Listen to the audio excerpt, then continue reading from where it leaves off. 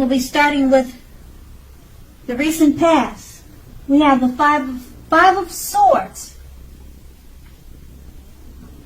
So with the Five of Swords, you are likely to find yourself with some mixed feelings about life in general, and maybe about a few people in particular. You didn't ignore these things, but you didn't feel like you had to speak every word about what you were thinking and feeling,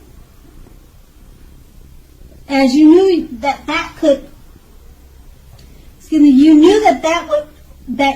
or would easily ruin the things that you wanted the most, such as close friendships and intimate relationships with friends and lovers. You thought several times before you really let someone have it, even if you knew they deserved it. You made sure to pick your battles. And that was with the Five of Swords, which is paired with the Ten of Cups. Now, with the Ten of Cups, which is another one of the most uplifting cards that you can receive.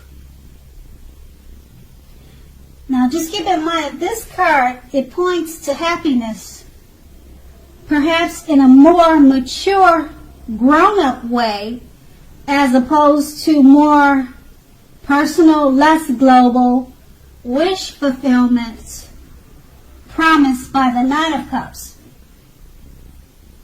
Either way, it's a good card. So, basically, this card speaks of a happy family life, even if you were single at that time, and to general well-being that goes well beyond you yourself, to include those that are most concerned about you, such as parents, siblings, children, etc. So, being spiritually fulfilled at that time was part of your picture, or it could have been part of your picture. Just keep in mind that this is a good card to see regardless of your situation. Okay, so that was your recent past. Now let's move on to the present. We have the Eight of Swords. Now with the Eight of Swords, take a good look at this picture. And it's pretty much showing that you may be holding yourself back because you fear, or you could fear moving into the future, or perhaps because you're afraid or weary of getting hurt by new situations, or maybe for no reason at all. What you need to do is think through what is it that you're afraid of. The truth of the situation is that it's probably much less frightening than you think it is, or than your mind is making it out to be. Now that card is paired with the Ten of Wands. Now with the Ten of Wands appearing, you may feel as though you are carrying a very heavy burden. So you may want to look hard at this and see if there are any ways that you might lighten your load, either literally or figuratively. So if you look carefully, you may find that part of the burden that you're carrying emotionally actually belongs to someone else. So it will be very important for you to pace yourself at this time and not try to take on too much. Okay, so with these two cards paired together, it's just letting you know that you could be holding yourself back because of fear or afraid, or you could be afraid of getting hurt. Now this Eight of Swords is paired with the Ten of Wands, so you're just making yourself feel like you're carrying a heavy burden with this fear. So just try to remember to pace yourself and not to take on too much. And that's in the present. And then we move on to the challenge. We have the Hangman. Now with the Hangman, it pretty much shows that you're at a crossroads. One with only two options. In or out, up or down, yes or no. So you could possibly find yourself very much wanting to do something, but you have no idea whatsoever what it is or how to do it. So just keep in mind, if that happens, that's a clear sign that you should stop, relax, and make sure to look at ways that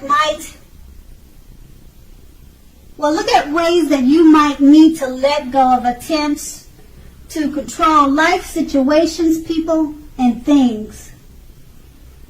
It's possible that there is an outdated attitude or wish that you need to let go of.